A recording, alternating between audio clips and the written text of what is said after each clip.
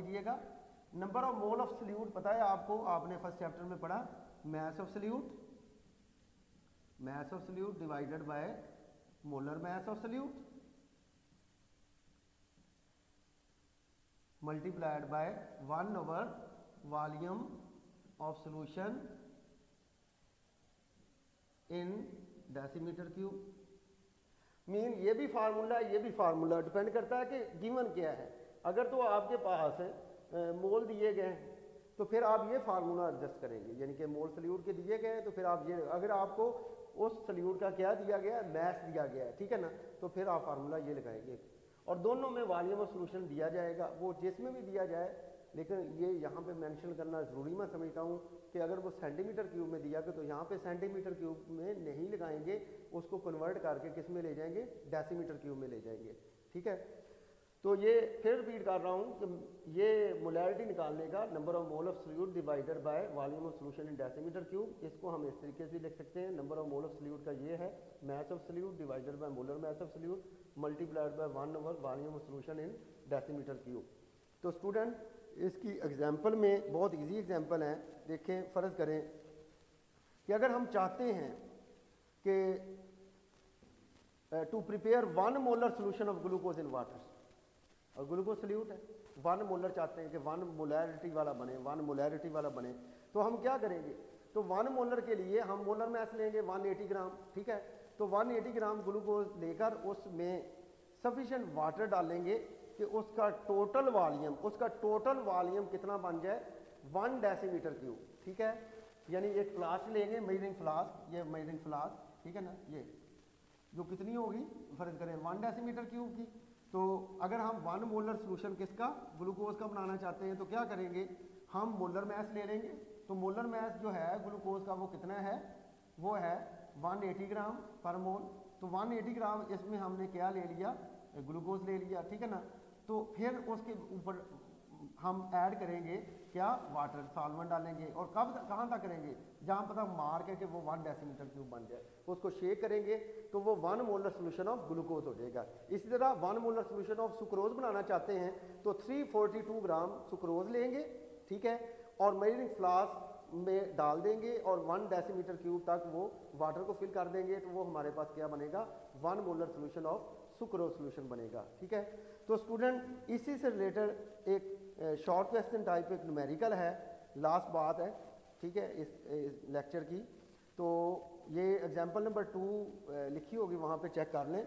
Calculate the molarity of solution containing 20.7 gram of potassium carbonate dissolve in 600 centimetre cube of a given solution. तो यहाँ पे मैं given data लिखता हूँ और ये देखें, ये फार्मूला हमारे पास दिया गया है, इसका सेकंड फार्मूला लगेगा, ये लगेगा, ठीक है। तो देखें इसका गिवन डाटा में क्या है, मास of K2CO3, mass of K2CO3 जो सल्यूट है दैट इज 20.7 ग्राम, ये 20.7 ग्राम, ठीक है। और इसका मोलर मास भी साथ ही लिख लेते हैं, molar mass of K2CO3 that is equal to 137 gram per mole. तो उसके बाद वॉल्यूम ऑफ सॉल्यूशन दिया गया है, आप चेक करें ज़रा बुक्स पे, volume of solution that is 600 centimetre cube. और यहाँ देखें कि जो सॉल्यूशन का वॉल्यूम लगना है वो किस में लगना है, डेसीमीटर क्यूब में। तो you first convert this centimetre cube into decimetre cube, ये 500 सेंटीमीटर क्यूब है, ठीक है। तो इसमें 500 डिवाइडेड बाय 1000, ठीक है, तो ये हमारे पास 0.5 डेसीमीटर क्यूब आ जाएगा, ठीक है। अब ये देखें, according to this formula mass of solute भी दिया गया, मोलैरिटी यहाँ पे हम कैलकुलेट करते हैं, वो सल्यूट का मास है 20.7 डिवाइडेड बाय मोलर मास कितना है 137, ठीक है, मल्टीप्लाइड बाय 1/0.5, ठीक है। तो जब हम इसको कैलकुलेट करेंगे तो आंसर आया हमारे पास 0.3 m, ठीक है। तो ये स्टूडेंट मोलैरिटी से रिलेटेड एक न्यूमेरिकल था, और न्यूमेरिकल मैं फिर रिपीट कर रहा हूँ कि या तो उसके सल्यूट के मोल अगर दिए गए हैं तो डायरेक्ट आप ये फार्मूला लगा देंगे, ठीक है, मोल सल्यूट के डिवाइडेड बाय जो सोल्यूशन का वॉल्यूम है, कि अगर इतना भी दिया गया, ठीक है ना, उसमें आप उसकी मोलैरिटी फाइंड कर सकते हैं। लेकिन अगर आपको मोल नहीं दिए गए, उस सल्यूट का मैथ दिया गया, तो फिर आप ये फार्मूला लगाएंगे, math of solute divided by molar math of solute multiplied by 1 volume of solution in decimetre cube. तो स्टूडेंट पहले लेक्चर में मैं रिवाइज कर देता हूँ थोड़ा सा, कि पहले लेक्चर में हम बेसिक टर्मिनोलॉजी पढ़ी कि ये सॉल्यूशन क्या होते हैं, क्योंकि चैप्टर का नेम भी सॉल्यूशन है। सॉल्यूशन क्या है, सॉल्यूशन में जो कंपोनेंट दो हैं उनकी proper definition with example, solute, solvent, ठीक है। उसके बाद वेरियस टाइप्स ऑफ सॉल्यूशन हमने डिस्कस की, dilute solution, concentrated solution, binary solution, aqua solution, ठीक है। और इसको एक्सप्लेन करने के बाद हम पहले आर्टिकल की जानब गए जिसका नाम है कंसंट्रेशन यूनिट ऑफ सॉल्यूशन। तो concentration unit solution basically solute की मिकदार का नाम है। उसके मुख्तलिफ तरीके हैं सल्यूट की मिकदार को फाइंड करने के।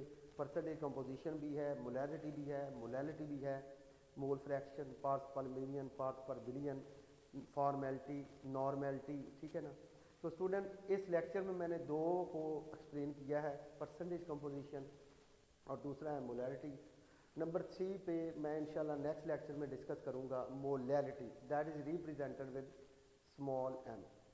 तो अच्छे अंदाज से आप इसको तैयार करें, और अगर मेरा लेक्चर पसंद आया हो तो इसको सब्सक्राइब करें, ठीक है, कमेंट्स दें। बेस्ट ऑफ लक, अल्लाह हाफिज़।